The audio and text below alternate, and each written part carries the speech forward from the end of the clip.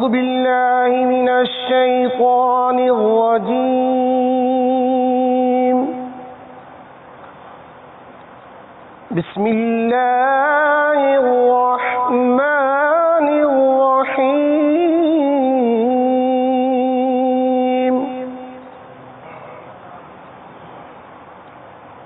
وجوه يومئذ ناعمة لسعيها راضية في جنة عالية لا تسمع فيها لاغية فيها عين جارية فيها سرر مرفوعة وأكواب موضوعة ونمارق مصفوفة وزرابي مبثوثة أفلا ينظرون إلى الإبل كيف خلقت وإلى السماء كيف رفعت وإلى الجبال كيف نصبت وإلى الأرض كيف سطحت. صدق الله العظيم.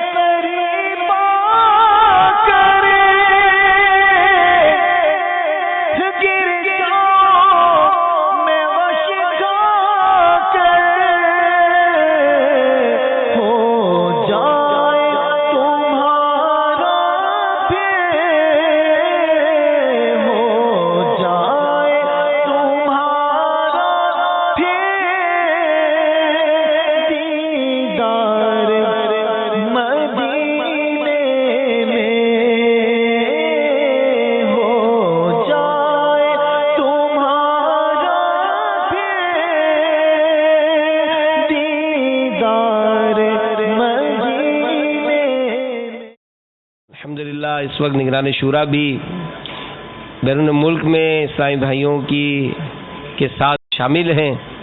بابا نیپال میں کئی عاشق ہیں، دکھائیں بھائی. اسلامی بھائیوں کو دکھائیں. ماشاء اللہ ماشاء اللہ ماشاء اللہ ماشاء اللہ. نیپال گنج میں یہ ماشاء اللہ کثیر اجتماع ہے. ماشاء اللہ.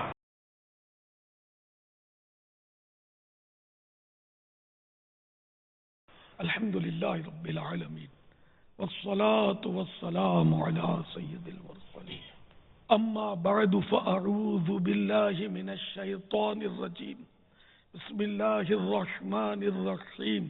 الصلاة والسلام علیک یا رسول اللہ وعلى آلک واصحابک یا حبیب اللہ. الصلاة والسلام علیک یا نبی اللہ وعلى آلک واصحابک یا نور اللہ.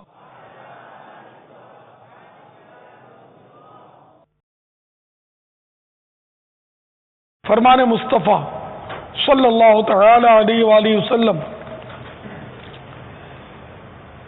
جبرائیل نے مجھ سے عرض کیا کہ رب تعالی فرماتا ہے اے محمد صلی اللہ تعالی علیہ وسلم، کیا تم اس بات پر راضی نہیں کہ تمہارا امتی تم پر ایک سلام بھیجے، میں اس پر 10 سلام بھیجوں؟ صلو علی الحبیب صلی اللہ تعالی علی محمد. سلموا علی الحبیب السلام علیک یا رسول اللہ. الحمدللہ 1436 سن ہجری کے جمادی الاولیٰ کی آج دوسری شب ہے. دعوت اسلامی کے عالمی مدنی مرکز فیضان مدینہ میں حسب معمول ہفتہ وار مدنی مذاکرے کا سلسلہ ہے، اور آج مدنی مذاکرہ ڈاکٹر اسلامی بھائیوں کا، ڈاکٹرز، پیرا میڈیکل اسٹاف وغیرہ کا. پاپا ہومیوپیتھک ڈاکٹر بھی ہیں. اچھا، ہومیوپیتھک ڈاکٹرز بھی تشریف لائے ہیں. ماشاء اللہ، سب کو میں خوش آمدید کہتا ہوں.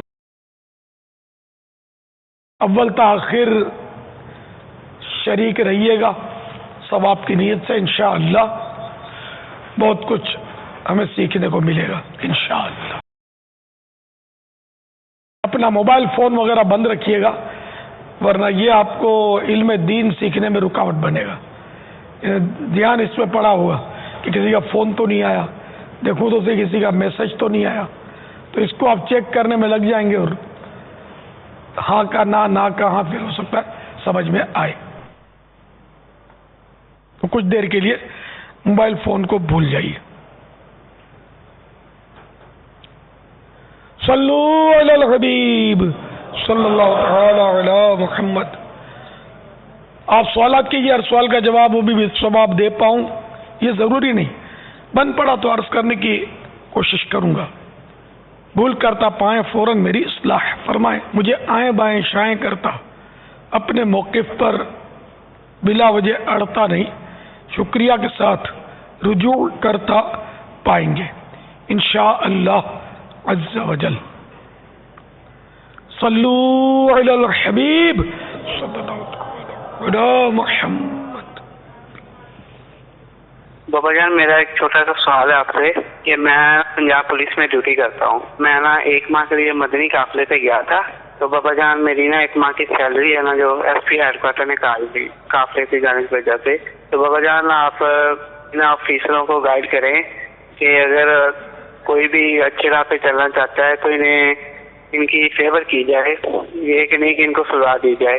بابا جان میرا نام محمد سرفراز اطاری ہے، میں جامعۃ المدینہ میں پڑھتا ہوں، کیا مدنی میں زلفے رکھ سکتے ہیں؟ ارے بابا جان میں اس وقت بطول اطاریہ صدارہ آباد سے بات کر رہی ہوں۔ ارے بابا جان آپ مجھے بہت اچھے لگتے ہو۔ ارے بابا جان مدنی مذاکرہ دیکھ کر میرے بابا نے داڑھی سجا لی ہے۔ ہمارا مدنی مقصد کیا ہے؟ مجھے اپنی اور ساری دنیا کے لوگوں کی اصلاح کی کوشش کرنی ہے انشاءاللہ عز و جل۔ ماشاءاللہ۔ اچھا، پہلا سوال تو ہمارے سوال نہیں تھا، فریاد تھی، جیسے پولیس والے میرے ماتحت ہوں۔ تو اب انہوں نے 1 ماہ کی چھٹی کی، مدنی قافلے میں سفر کیا، ان کی سیلری کٹ گئی۔ تو بولے بھالے اسلامی بھائی سیلری تو کٹے گی نا، پولیس کا محکمہ دعوت اسلامی کے ماتحت تو نہیں ہے نا۔ تو سیلری کٹوا کر مدنی قافلے میں سفر کریں گے تو ثواب زیادہ ملے گا نا۔ انفاق فی سبیل اللہ بھی پھر اس میں پایا جائے گا نا، یعنی اللہ کی راہ میں مال خرچ کرنا۔ اور اگر کوئی مفت میں قافلے میں سفر کرے گا تو انفاق فی سبیل اللہ کے ثواب سے تو محروم رہے گا نا، اللہ کی راہ میں خرچ کرنے کے ثواب سے محروم رہے گا۔ تو اس لیے سیلری کٹوا کر ہی سفر کرنا چاہیے، دھوکہ بھی نہیں دینا چاہیے کہ اس لیے چھٹی لی اور کوئی ترکیب بنائی اور ڈاکٹر کی جعلی سرٹیفکیٹ دکھائی، میں بیمار ہوں یا فلاں بیمار ہے یا میت ہو گیا اور مجھے وہ جانا ہے، سورس لگوائی اور افسروں سے ترکیب بنا کر کسی نے چھٹی کر لی، تو یہ تو ظاہر گناہ ہوگا، اس سے دھوکہ یہ محکمے کو۔ جو افسر اس طرح غلط کام میں تعاون کرے گا وہ بھی گناہ میں شریک ہے۔ تو فیئر طریقے پر جہاں بھی آپ نوکری کرتے ہوں، مطلب دھوکے کے ساتھ ہم کو مدنی قافلہ نہیں چاہیے، ہم کو اللہ کی رضا چاہیے نا۔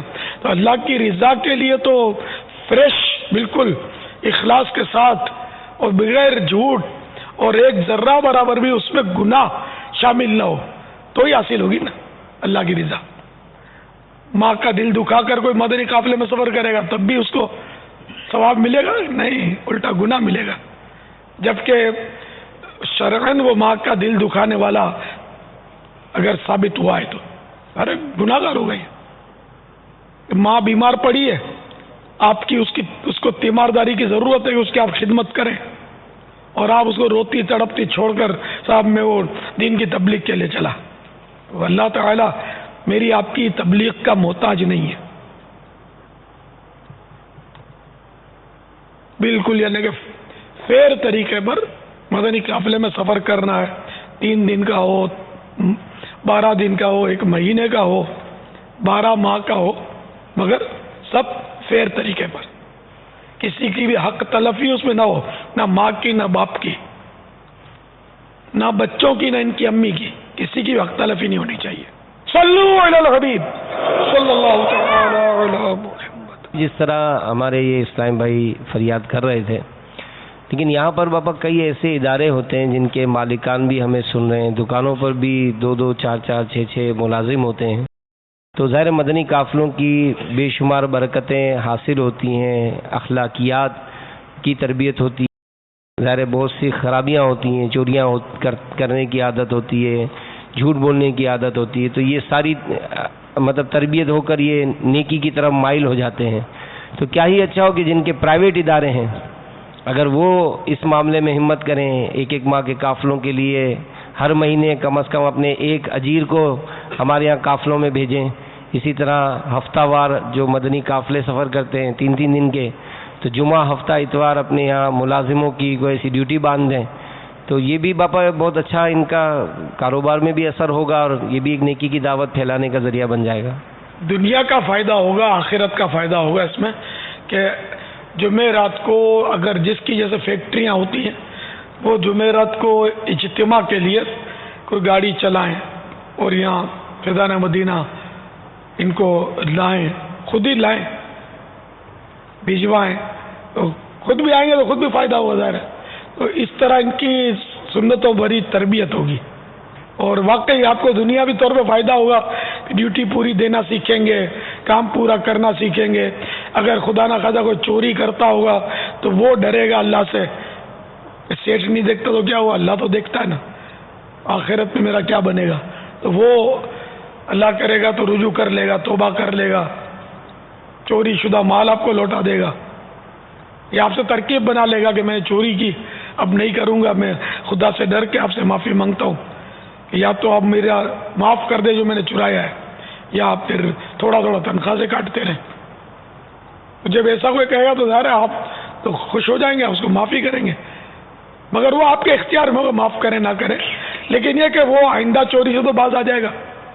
فوائد ہی فوائد ہیں. اس طرح مدنی قافلے میں زیادہ تربیت ہوتی ہے کہ اجتماع میں تھوڑا وقت ہوتا ہے, اور مدنی قافلے میں کم از کم 3 دن 72 گھنٹے, یوں 12 دن 30 دن, تو ہر مہینے 3 دن کے لیے آپ کے جو اجیر ہمارے یہاں بولتے ہیں, اجیر میں سب شاید نہ سمجھیں, سروینٹ یا ملازم یا نوکر, ان کو مطلب آپ بھیجا کریں باری مدنی قافلوں میں.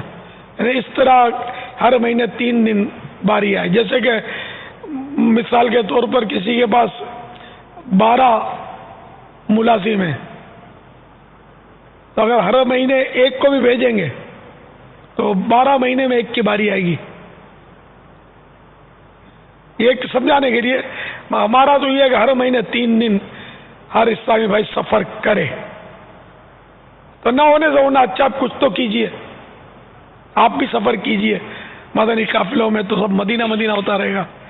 دنیا بھی سنورے گی, آخرت بھی سنورے گی انشاءاللہ عز و جل. صلو علی الحبیب صلی اللہ علیہ وسلم. جو گناہوں کے مرض سے تنگ ہے بیزار ہے, جو گناہوں کے مرض سے تنگ ہے بیزار ہے, قافلہ عطار اس کے واسطے تیار ہے, قافلہ عطار اس کے واسطے تیار ہے. آؤ مدنی قافلوں میں ہم کریں مل کر سفر, آؤ مدنی قافلوں میں ہم کریں مل کر سفر. سنتیں سیکھیں گے اس میں انشاءاللہ سر بسر, آؤ مدنی قافلوں میں ہم کریں مل کر سفر. ماشاءاللہ شہادرہ میں اتنا بڑا اجتماع, فل اسکرین پر آیا تو پتا چلا نا. ماشاءاللہ, مرحبا مرحبا. اللہ کرے اس میں سے مجھے مدنی قافلے بھی ملے نا اس کے حساب سے, کہ کل 112 قافلے ہاتھوں ہاتھ روانہ ہو رہے ہیں. میں تو شاید بڑھاپے کو بھول کر جوان ہو جاؤں. اولیاء والے اتنے قافلے سفر کرواتے ہیں. سبحان اللہ. آگے بابا تیار ہیں؟ تیار ہیں, ہاتھ اٹھا رہے ہیں. ہاتھ اٹھا رہے ہیں. ابھی ان کو مسئلہ نہیں بتایا نا اپنوں نے. دل میں جب نیت ہو نا کہ صبح مدنی قافلے میں سفر کریں گے تو یاد اٹھایا جاتا ہے, نیت کے اظہار کے لیے. نہیں ویسے یہ شاید اپنے آپ کو دیکھ کر خوش ہو رہے ہوں گے, خود اپنے آپ کو ہاتھ ہلا رہے ہوں گے. شاید آپ کو دیکھ کے ہاتھ ہلا رہے ہوں. کوئی ہو سکتا ہے ایسا بھی ہو. تو مدنی قافلے میں چلو کل صبح تو یہ ہاتھوں ہاتھ تو مشکل ہی جائیں گے. اسی مہینے 3 دن کے لیے مدنی قافلے میں شاہدرہ والا کون جائے گا؟ یہ سو شاہدرہ میں موجود ہے, چاہے وہ کسی بھی شہر کے ہو. اسی مہینے 3 دن سفر کریں گے, سچی نیت ہو تو, ورنہ اگر جھوٹا ہاتھ اٹھائیں گے جان بوجھ کر تو گناہ گار ہوں گے. تو جس کی نیت نہیں وہ ہاتھ نیچے کر لے. اسی مہینے نیت ہے تو اسی مہینے کا کوئی جمعہ ابھی سے فکس کر لے کہ کون سے جمعے کو جائیں گے، جمعہ ہفتہ اتوار یا جو دن آپ طے کریں. عموماً جمعہ ہفتہ اتوار سہولت رہتی ہے کہ کہیں جمعے کی چھٹی ہوتی ہے، کہیں اتوار کی چھٹی ہوتی ہے، تو یہ ایک دن کی چھٹی شامل ہو جاتی ہے. کہیں ہفتہ اتوار کی چھٹیاں ہوتی ہیں، کئی اداروں میں ہوتی ہیں. تو اس طرح یہ 3 دن سہولت رہتی ہے، ایک تعداد ہے اس کو. 3 دن شاہدرہ سے کون کون مدنی قافلے میں سفر کرے گا؟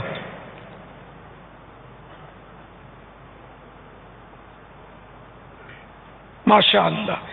یعنی جو دوسرے شہروں کے وہ بھی وہ اپنے اپنے شہر سے، کہ شاہدرہ تو ایک علاقہ ہے مرکز الاولیاء کا، مختلف قرب و جوار سے بھی صحیح بھائی آئے ہوں گے نا اس میں.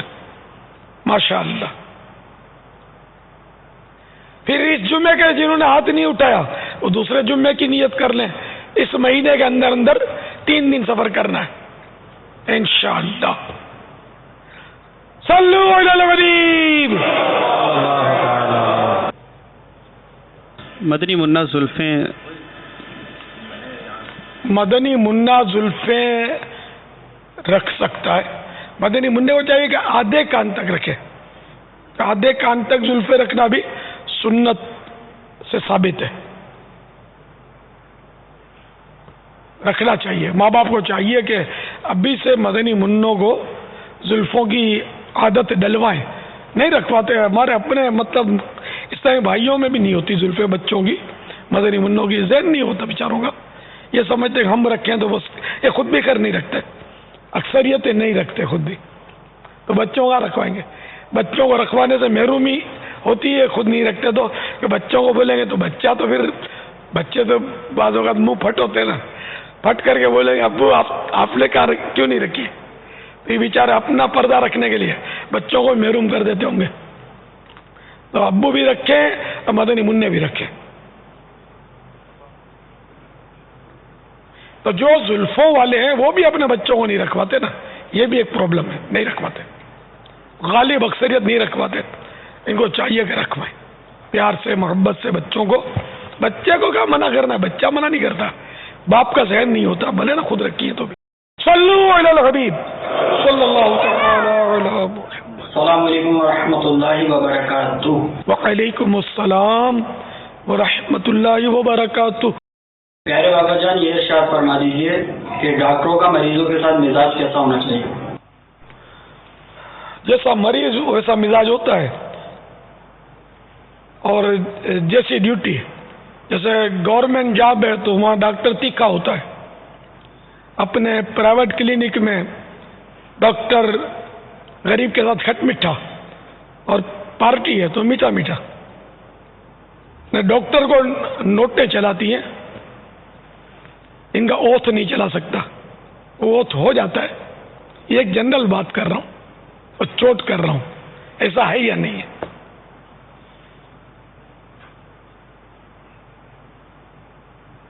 تو چاہے آپ کسی گورنمنٹ ہاسپٹل میں ہو یا پرائیویٹ ہاسپٹل میں آپ کی جاب ہو یا آپ کی ذاتی کلینک ہو، ہر جگہ ڈاکٹر کو شفقت کا جام پی کر بیٹھنا چاہیے.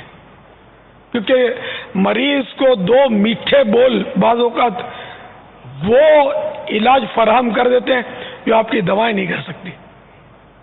اس کو شفقت کی، اس کو تسلی کی ضرورت ہوتی ہے. پیسے کھینچنے کے لیے اگر خامخواہ ڈرا دیں گے اس کو تو یہ کورس کرنا پڑے گا، مجھے شک ہے کہ یوں بھی ہو سکتا ہے اور یوں بھی ہو سکتا ہے، تو آخرت میں پیشی ہے. دھیان رکھنا. خلق الموت والحیات لیبلوکم ایکم احسن عملا. اللہ تعالیٰ فرما رہا ہے ہم نے موت و حیات کو اس لیے پیدا کیا تاکہ تمہاری جانچ ہو، تمہارا امتحان ہو کہ تم میں سے کون اچھے عمل کرتا ہے. تو نہ ڈاکٹر بھاگ کر کہیں جا سکتا ہے، اللہ تعالیٰ کے حضور اس کو ہی پیش ہونا ہے. نہ مریض بھاگ سکتا ہے، نہ غریب بھاگ سکتا ہے، نہ امیر بھاگ سکتا ہے. سب کو بارگاہ خداوندی میں پیش ہونا ہے. سب نے موت کا کانٹا نگلا ہوا ہے. اس کی اس مثال سے سمجھیے کہ ماہی گیر نے کانٹا پھینکا، جیسے مچھلیاں پکڑتے ہیں لوگ، خاص کر تفریحاً ایسا ہوتا ہے، تفریحاً تو گناہ ہے شکار کرنا مچھلی کا، تو شکار کرنا نہیں ہوتا، شکار کھیلنا ہوتا ہے. تو کانٹا پھینکا، مچھلی نے منہ مارا آٹے پہ یا جو بھی اس میں اٹکایا تھا، اور اب وہ پھنس گئی. اب وہ ادھر بھاگتی ہے ادھر بھاگتی ہے، پانی میں خوب مطلب اچھل کود کرتی ہے. ڈور اس کے ہاتھ میں، وہ گویا کہہ رہا ہے کہ جتنا تجھے پھدکنا ہے پھدک لے، تو میرا کانٹا نگل چکی ہے، کانٹا تیرے حلق میں نے جو ہی ڈور کو جھٹکا دینا تو نے آنا میرے ہی پاس ہے. تو یوں ہر فرد بشر نے بھی موت کا کانٹا نگل لیا ہے کہ یہ بے بس ہے، اس کے اختیار میں کچھ بھی نہیں ہے، نہ ایک سانس بڑھا سکتا ہے نہ ایک سانس گھٹا سکتا ہے. جب ڈور کھینچے گی ایک قدم بھی نہیں چل سکے گا، کندھوں پر اٹھا کر اندھیری قبر میں اتار دیا جائے گا. ساری دولت، ثروت، ملکیت، عمارات، گاڑیاں، بلکہ عمدہ لباس بھی کھونٹی سے ٹنگے رہ جائیں گے، کار گیرج میں کھڑی رہ جائے گی، اور جیسی کرنی ویسی ورنی، کما تدین و تدان، جیسی کرنی ویسی ورنی. تو اس لیے ڈاکٹروں کو بھی موت کو یاد رکھنا چاہیے. اگر اچانک موت نہیں بھی آئی تو بیمار تو اچانک ہو ہی جاتا ہے نا آدمی، موت بھی اچانک آ جاتی ہے، لیکن اکثریت جو ہے وہ اچانک نہیں بھی مرتی، تو بیمار تو اچانک ہو جاتا ہے نا. یار کل تو میں بالکل سیٹ تھا، آج یہ سر میں درد بہت ہو رہا ہے، رات کو تو کچھ نہیں تھا، صبح جب سے اٹھا ہوں ہمت نہیں ہو رہی، بدن میں سستی ہے، پتہ نہیں بلڈ پریشر ہائی ہو گیا ہے یا لو ہو گیا ہے، کیا ہو گیا ہے. بلڈ پریشر میں نے چیک کیا تو وہ بھی نارمل ہے، پتہ نہیں پھر کیا ہوا ہے. تو یوں مطلب بیمار جو ہوتا ہے نا آدمی، بیماری ایک لگام ہے، اس کو ہم لوگ اس کا نوٹس نہیں لیتے. بیماری لگام ہے کہ صحت ملے گی یا موت آئے گی کچھ پتہ نہیں ہے اس میں. جی ہاں، بخار میں بھی تو آدمی مرتا ہے. تو یہ حدیثوں میں مضامین موجود ہیں. منافق یہ اونٹ کی طرح ہے، منافق اس کو یہ نہیں سمجھ آتی کہ کیوں باندھا اور کیوں کھولا، لیکن مومن جو ہے نا، یہ جب بیمار ہوتا ہے تو اس میں فرق ہے کہ یہ مطلب اللہ کو زیادہ یاد کرے گا. یہ ایک مضمون حدیث شریف کا تھوڑا مطلب ہے کہ اپنی یادداشت درج کر رہا ہوں، یہی الفاظ نہیں، فرق ہے. تو مومن اور منافق میں فرق ہے. مومن بیمار ہوتا ہے اللہ کی طرف رجوع کرتا ہے، ڈرتا ہے، خوف کرتا ہے اللہ تعالیٰ کا کہ کہیں یہ میری گرفتاری کا وارنٹ تو نہیں آ گیا مجھے. اور منافق بس وہ اس کو پرواہ نہیں ہوتی، ٹھیک ہو گیا تو کیوں ٹھیک ہوا یہ بھی نہیں سمجھ آتی اس کو کہ مجھے یہ ایک مہلت دی گئی ہے. اللہ تعالی ہم کو عقل سلیم عطا فرمائے. ڈاکٹروں کو زیادہ ڈرنا چاہیے کہ جس طرح مریض لائن لگا کر بیٹھے نا، ہو سکتا ہے میرا کسی مطلب یعنی کارڈیو کے ہاسپٹل میں لائن میں بیٹھنا پڑ جائے یا کینسر اسپیشلسٹ سے رابطہ کرنا پڑ جائے. سبھی کو ڈرنا چاہیے. واللہ تعالی اعلم ورسولہ اعلم عز وجل وصلی اللہ تعالی علیہ وآلہ وسلم. صلو علی الحبیب صلی اللہ تعالی علی محمد.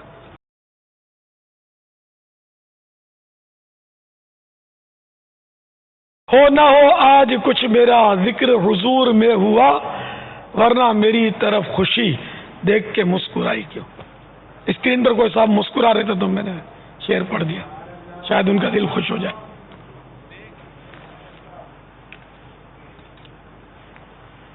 صلو علی الحبیب صلی اللہ تعالی علی محمد. بابا اسی حوالے سے عرض کرنا تھا کہ ڈاکٹرز کا معاملہ ہو یا کسی اور جگہ کا، تو عموماً دیکھا یہ کہ بوڑھوں کے ساتھ جب یہ ڈیلنگ کرتے ہیں یا جس طرح ان سے गुफ्तगू शनीद करते हैं तो बाद औक़ात हकारत का भी अंदाज देखा जाता है। बाबा जी इधर बैठ जाओ, पीछे हो जाओ, आपको समझ ही नहीं आ रही, इस तरह इस अंदाज को इख्तियार करते हैं। बाबा जी के साथ मालदार बेटा ना हो तो ऐसा सुलूक वाकई होना है। अकेला हो बेचारा और वो भी आजिज़ियाँ करता हो कि डॉक्टर साहब गरीब आदमी हूँ, मिस्कीन आदमी हूँ, ये डॉक्टर को बोला मरीज गया काम से, बोले नहीं। डॉक्टर जरूरी नहीं कि रियायत करे, पैसे लेगा, लेकिन डॉक्टर बस ये समझ जाएगा कि यार ये तिल्ले में, इस तिल्ले में तेल नहीं है, ये तेल का ऐसा मतलब वो पौधा है कि खुश्क तिल है इसमें। तो हाँ, बाद डॉक्टर रहमदिल भी होते हैं, वो रहम करते हैं, लेकिन ऐसों की तादाद कितनी यार, लूटमार ज्यादा है। तो वाकई यानी कि मैं तो डॉक्टरों को यही बोलता हूँ कि यार गरीबों को पहले दवा दो, बाद में मालदार को दो। मालदार को तो कुछ अपने माल का भी थोड़ा होता है ना, आसरा होता है। गरीब बेचारा पैसे खौफजदा होता है कि डॉक्टरों की फीस महंगी, दवाएं महंगी, पैसी महंगी भी कैसी है। हमने तो बेचारे मरीजों को देखा ना, मायूस मरीजों को, यार हम इलाज नहीं करवा सकते, इतने इतने लाख बोल रहे हैं, कहाँ से लाए पैसे। बाकायदा जान के उनके खतरे लगे होते हैं, वार्निंग होती है डॉक्टरों की तरफ से, लेकिन पैसे नहीं होते उनके पास इलाज के। तो गरीबों पर रहम करना चाहिए। गरीब जो वाकई गरीब हो तो उसको फी सबीलिल्लाह दे दे। डॉक्टर को चाहिए कि अपना कुछ बजट बना ले कि मैं इतने 1000 रुपए की महीने में मुफ्त दवाएं दूंगा गरीबों को भी, और सादात किराम को नजराने के तौर पर। गरीब हो तो खैर सर का ताज, हर सैयद हमारे सर का ताज है। गरीब हो तो फिर तो ठीक है, उसमें आ गया। लेकिन अगर साहिब हैसियत भी है तब भी बतौर सैयद आले रसूल अगर उसको कुछ कम कर देगा तो उम्मीद है कि इसके नाना जान की शफाअत पाएगा।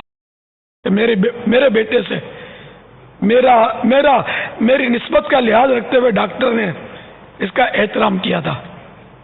इसको समझे अगर कोई, तो मैं बहुत बड़ी बात कह गया हूं, समझे तो भाई। तो इसलिए वो गरीबों और सैयदों के साथ हुस्न सुलूक ज्यादा हो। मालदार को बाद में ये एक मैंने समझाने के लिए अर्ज किया है, ये नहीं कि मालदार बेचारा वो दम उखड़ रहा है और आप गरीबों में मसरूफ है। अब इमरजेंसी है तो पहले अंडरस्टूड है कि मालदार ही को देखना है। मैं समझाने के लिए अर्ज कर रहा हूं कि सिर्फ मालदार पर शफकत नहीं हो, कि मालदार की शफकत मालदार भी समझेगा कि मेरा पैसा बोलता है। गुजराती की कहावत है, पैसों बोले छे। इसलिए हर डॉक्टर को चाहिए कि अपना बजट बनाए, उसमें चाहे 1200 रुपये माहाना करे, 1200 भी नहीं कर सकता, गज़वा बद्र की निस्बत से 313 रुपये का हदफ रखे, इससे मैं गरीबों की और सैयदों की खिदमत करूंगा, जो कि ये बहुत थोड़ा है हदफ 313। इससे 313 से चलो तो सही यार, अल्लाह बरकत देगा और फिर बढ़ेगा आपका काम घटेगा नहीं। आप किसी गरीब पर रियायत करोगे ना, वो गरीब आपका वो प्रोपेगेंडा सेक्रेटरी बन जाएगा, सबको बोलता फिरेगा यार ये डॉक्टर बहुत अच्छा है, इससे इलाज करवाया करो। मगर आपकी नीयत ये नहीं होनी चाहिए कि मैं इसलिए इस पर खर्च कम कर रहा हूँ कि ये मेरे पेशेंट बढ़ाएगा, फिर सवाब नहीं मिलेगा। रिजा इलाही के लिए हो, वो ज़िम्नन फिर पेशेंट बढ़े तो बढ़े। इस तरह सादात किराम भी सारे दूसरों को बोलेंगे कि ये डॉक्टर बहुत अच्छा है, लेकिन नीयत वही हो कि ये मेरे आका की औलाद में से है, तो इसलिए मैं इसकी खिदमत कर रहा हूँ, अपने लिए दोनों जहान की सआदत समझते हुए। और एहसान नहीं रखे उस पर, ना गरीब पर एहसान रखे, बल्कि अल्लाह का एहसान समझे कि इसकी खिदमत का मौका मुझे मिल रहा है। अल्लाह करे दिल में उतर जाए मेरी बात। असल जेब से निकालने के लिए, पैसे निकालने के लिए बहुत देर में समझ में आती है बात। जहाँ खर्चा करना होता है ना, वहाँ समझ में बहुत मुश्किल से आता है। जहाँ आमदनी की बात होती है ना, फौरन समझ में आ जाता है क्या किया जाए। हिर्स, हाय दौलते दुनिया के पीछे तू न जा, आखिरत में माल का है काम क्या। माल दुनिया दो जहां में है वबाल, काम आएगा न पेशे जुल जलाल।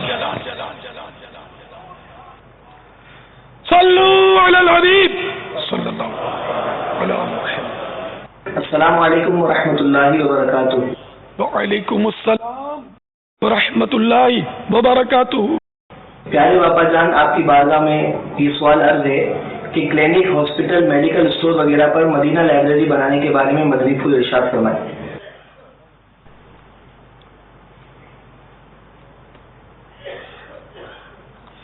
ने अपनी जो क्लिनिक है उसमें कुछ किताबें रख ली जाए, कोई रिसाले, कुछ किताबें। अब उल्टे सीधे अखबार रखे होते हैं, अफसानों की किताबें और ये माहनामे, जिनमें अक्सर झूठ के पुलंदे होते हैं, कुफ्रियात तक भी होते हैं। तो ए मुसलमानों, आपको क्या हो गया? मरीज ये मुताला करने के लिए, अखबार पढ़ने के लिए नहीं आता आपके पास, ये आता अपने इलाज के लिए। आप चाहे दीनी किताबें रखो, दुनियावी किताबें रखो, जिनको पढ़ने का होता है ना, तो वो उठा के इसको खोल के देखेगा जरूर। तो उसमें कहीं लिखा होगा सल्लू अलल हबीब, तो थोड़ा बहुत उसको शुद्ध बुद्ध होगी समझिए, तो एक दुरूद पाक पढ़ लेगा। सल्लू अलल हबीब के माने दुरूद पढ़ो, तो दुरूद शरीफ पढ़ लेगा। फिर ये कि अल्लाह रसूल का नाम पढ़ लेगा। इन किताबों के जरिए आपके क्लिनिक में भी इंशाअल्लाह बरकत होगी। अगर और कोई माने हुए बरकत शय नहीं हुई तो, वैसे माने हुए बरकत अशिया बहुत होती हैं क्लिनिक्स में। तरह तरह की तस्वीरें लगी होती हैं जो कि रहमत के फरिश्तों के लिए रुकावट होती हैं। बेपर्दा औरतें जाप पर हाजिर होती हैं। ये रिसेप्शन गालिबन बोलते हैं, इस्तिकबाल, इस पर भी औरत ही होती है, बेपर्दा होती है। वो ये सब ज़ाहिर बरक़ात के नुज़ूल से माने, बल्कि असबाब नहूसत के लीजिए इनको। बेबरकती, बेपर्दगी से बेबरकती नहीं हुई तो किससे होगी? तो बहरहाल ये कि दीनी किताबें रखिए, रिसाले रखिए, और अल्लाह आपको और दे तो लिख कर लगा दीजिए कि जो चाहे वो रिसाला एक ले सकता है, वो आप लेकर चला जाए भले। तो ये छोटे छोटे रिसाले कितने के?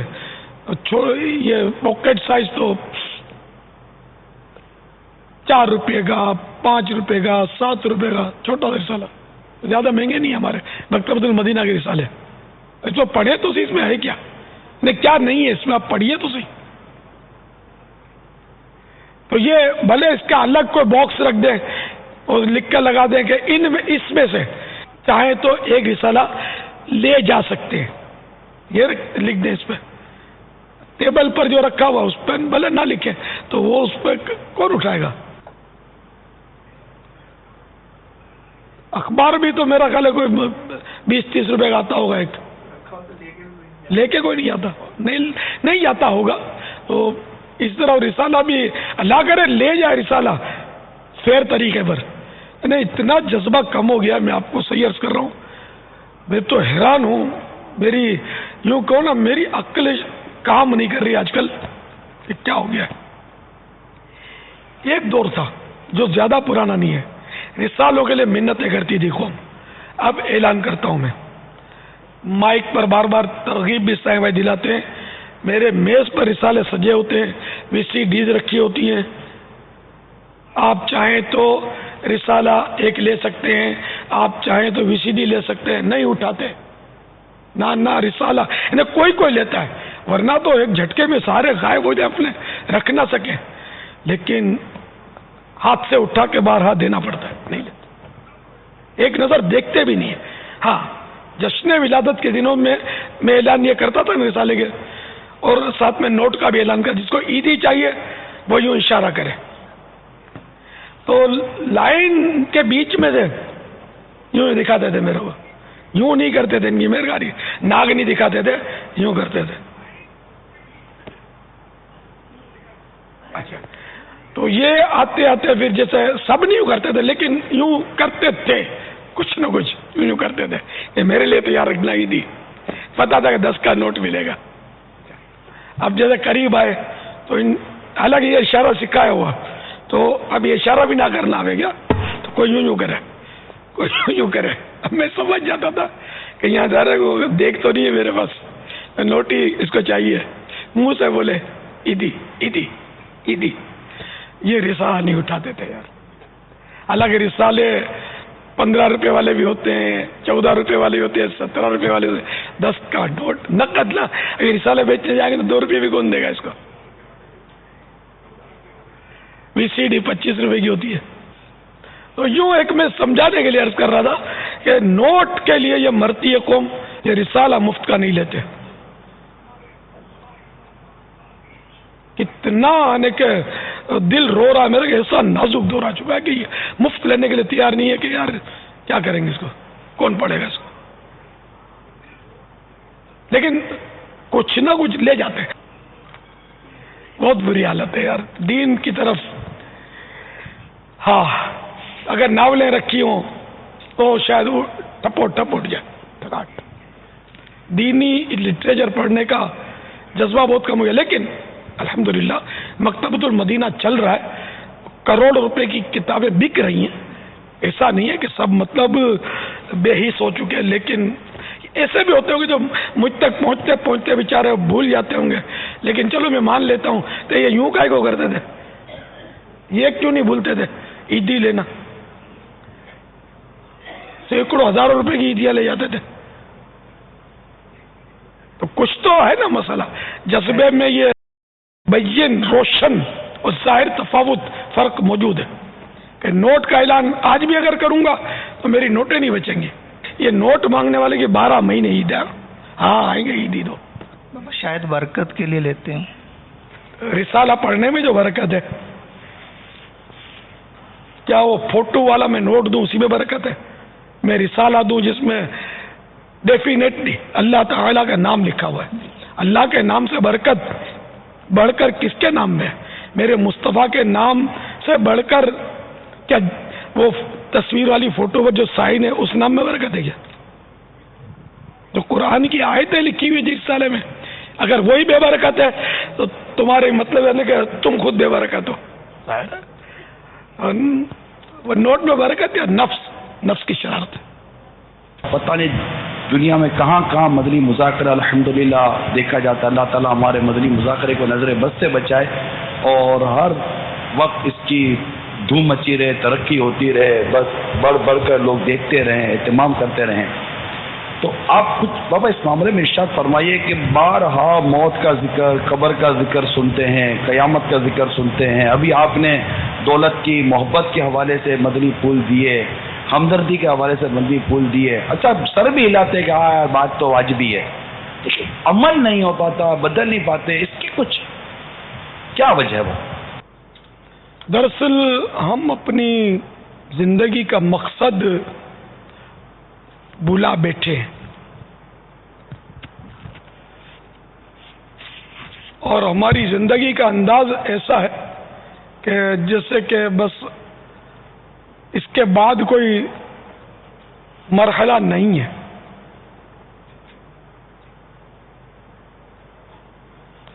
اب مر گئے تو پھر جیسے کہ کوئی مرحلہ بعد میں قبر کا یا محشر کا نہیں ہے.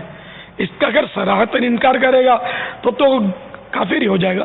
لیکن وہ عمل سے, اب عمل سے اس کا اظہار اور اس کا وہ کچھ جذبہ اور تصور بہت کمزور ہے. جیسے بزرگوں سے اس طرح کے اقوال ملتے ہیں کہ لوگ کہتے ہیں کہ ہمیں مرنا ہے, مگر ان کے اس قول کے خلاف ان کا عمل ہوتا ہے کہ ان کا کردار ایسا ہوتا ہے کہ جیسے انہیں مرنا ہی نہیں ہے. مال پر مال جمع کیے جا رہے ہیں, پلاٹ پر پلاٹ, ملکت بڑھاتے جا رہے ہیں, عمارات بڑے بڑے پلازے تعمیر کرتے جا رہے ہیں, بینک بیلنس بڑھائے جاتے ہیں, شاخیں کاروبار کی بڑھاتے ہیں، اس شہر میں، اس شہر میں، اس ملک میں، اس ملک میں ٹریول کرتے رہتے ہیں، کاروبار کے لیے سفر کرتے رہتے ہیں۔ زندگی کا انداز ایسا ہے کہ جیسے ان کو مرنا نہیں ہے، جبکہ کہتے ہیں کہ موت برحق ہے۔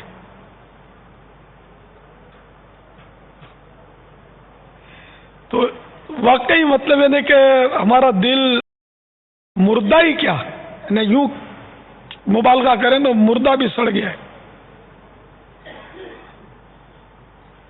اتنا مطلب ہے کہ ایک مسئلہ نہیں ہے، اس کے اسباب کا تو مطلب ہجوم ہے، اور یہ دل مردہ ہونا، اس کو قساوت قلبی کہہ لیجئے، دل کی سختی کہہ لیجئے، یا دل کی موت کہہ لیجئے، یہ ہے بہت مطلب اس کا نقصان بہت ہے۔ چنانچہ فرمان مصطفیٰ صلی اللہ تعالی علیہ وآلہ وسلم ہے 6 چیزیں عمل کو ضائع کر دیتی ہیں۔ نمبر 1، مخلوق کے عیوب کی توہ میں لگے رہنا،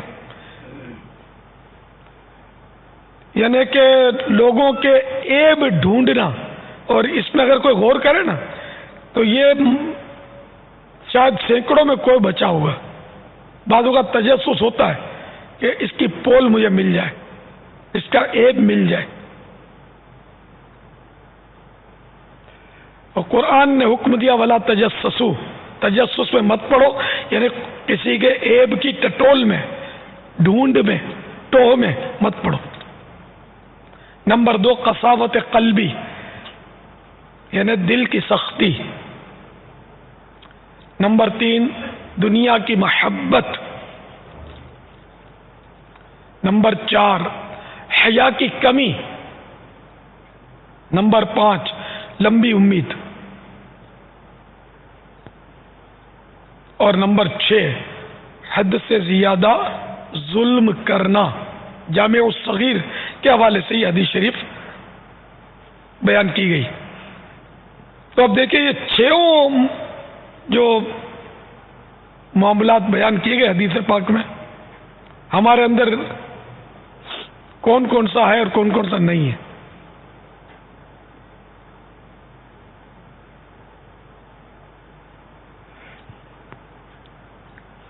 اب قساوت قلبی، دل کی سختی کیا ہے؟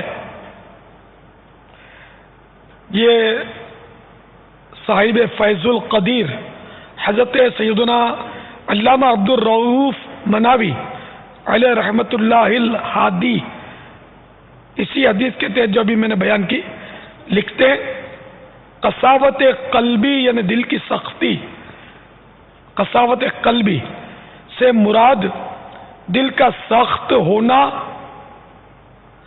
اور واعظ و نصیحت قبول کرنے سے انکار کرنا ہے۔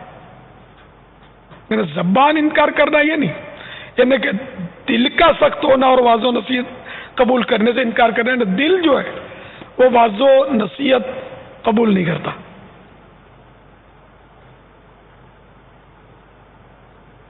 تو یہ کتنی بڑی مطلب نحوست ہے کہ نصیحت اثر نہ کرے، اور اگر یہ دیکھے نا ہر ایک آدمی اپنے اوپر سوچے نا تو شاید اس کو سمجھ آ جائے گی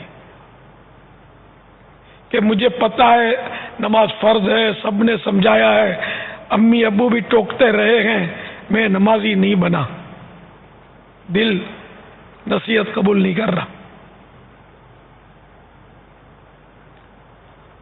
جب سے ہوش سنبھالا سنتا رہا ہوں کہ موت برحق ہے، لیکن میں آخرت کی پیشی سے نزا کی سختیاں بھی سن رکھی ہیں کہ تلوار کے 1000 وار سے موت کا ایک جھٹکا سخت ہوگا، لیکن مجھے کوئی ڈر محسوس نہیں ہو رہا، میری کیفیت نہیں بنتی، مجھے خوف نہیں آتا۔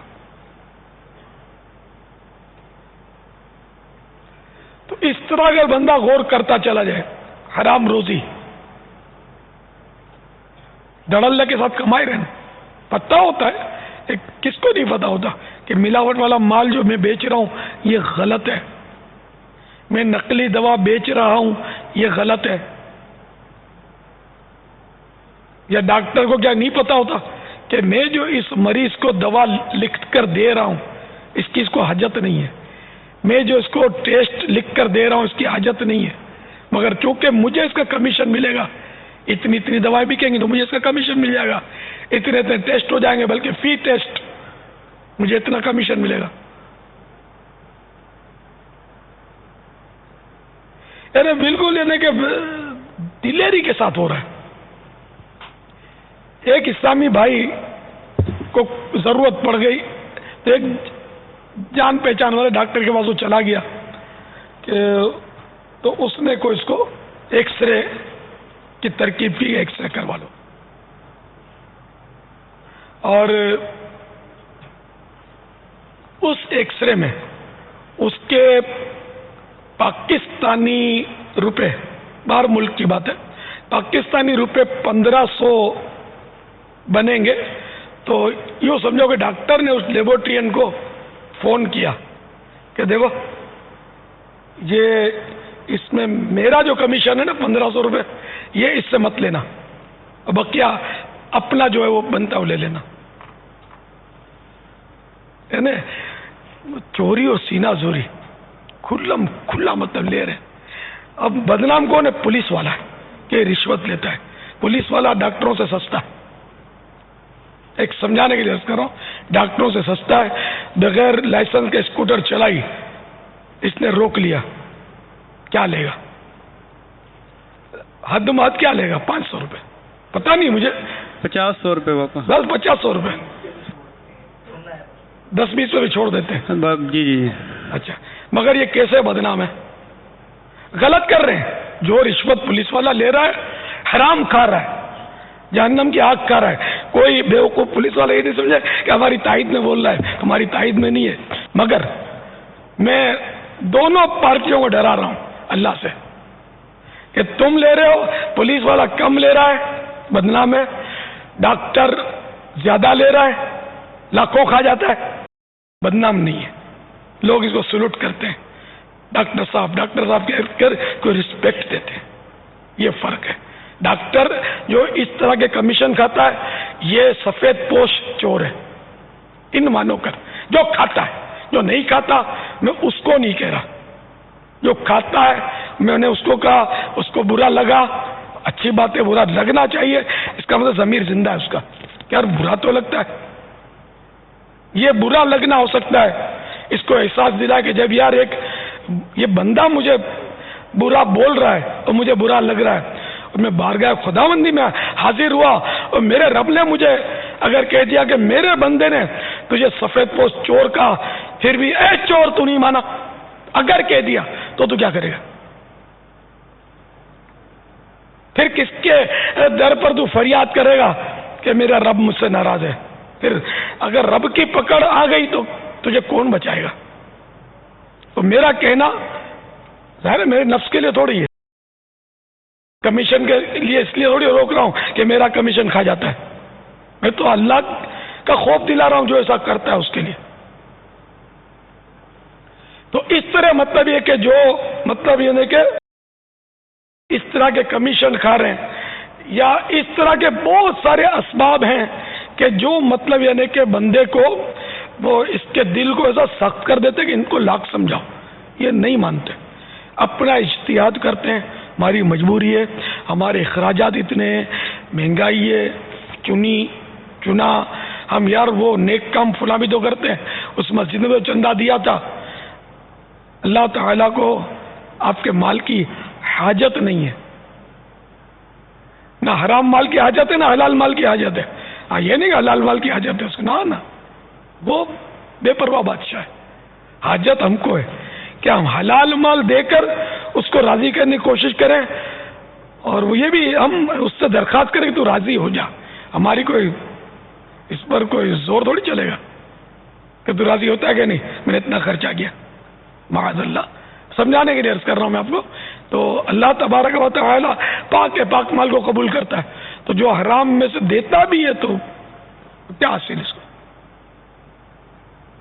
تو اس لیے مطلب یہ کہ ان دل کی سختی کے اور بھی بہت سارے اسباب ہیں کہ مطلب ان سے بچنا ہوگا.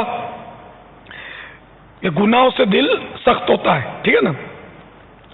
بلکہ بعض ایسی باتیں کہ جو گناہ نہ بھی ہوں مگر دل کی سختی کا باعث بن جاتی ہیں، جیسے کہ فرمان مصطفیٰ صلی اللہ تعالی علیہ وآلہ وسلم کہ اللہ عز و جل کے ذکر کے علاوہ زیادہ گفتگو نہ کیا کرو، کیونکہ ذکر الہی کے علاوہ زیادہ بولنا دل کی سختی کا باعث ہے. اور بلا شبہ سخت دل انسان اللہ عز و جل کی بارگاہ میں سب سے زیادہ دور ہے. تو ذکر الہی سے مرادیاں اللہ اللہ، اگرچہ یہ بھی ذکر ہے لیکن اسی پر ختم نہیں، موقوف نہیں کہ یہی ذکر ہے. اس وقت جو میں بول رہا ہوں یہ بھی ذکر ہے، ذکر الہی کی ہی یہ قسم ہے، کائنڈ ہے، ٹھیک ہے نا. آپ کا سننا یہ بھی ذکر ہی میں آئے گا کہ آپ ذکر سن رہے ہیں. تلاوت کرنا، دعا، خطبہ، نماز، نعت شریف، درود و سلام، یہ سب کے سب ذکر اللہ میں شامل ہے. تو فضول بات ہو کہ جس میں نہ دین کا فائدہ نہ دنیا کا فائدہ، جو عام طور پہ آدمی بولتا رہتا ہے، تو یہ فضول ہے اور اس سے بچنا چاہیے. فضول بولنا گناہ نہیں ہے لیکن وہ دل کی سختی کا باعث ہے، دل کی سختی کی ہلاکتیں خود آپ نے ابھی سنی کہ سخت دل انسان اللہ کی بارگاہ میں سب سے زیادہ دور ہے. اور اسی حدیث کا حصہ ہے جس میں یہ فضول بات کو دل کی سختی قرار دیا گیا، دل کی سختی کا باعث یعنی سبب قرار دیا گیا. تو دعوت اسلامی میں الحمدللہ ہر اسلامی مہینے کی پہلی پیر یوم قفل مدینہ مناتے ہیں کہ فضول باتوں سے بچنے کا ذہن بنے.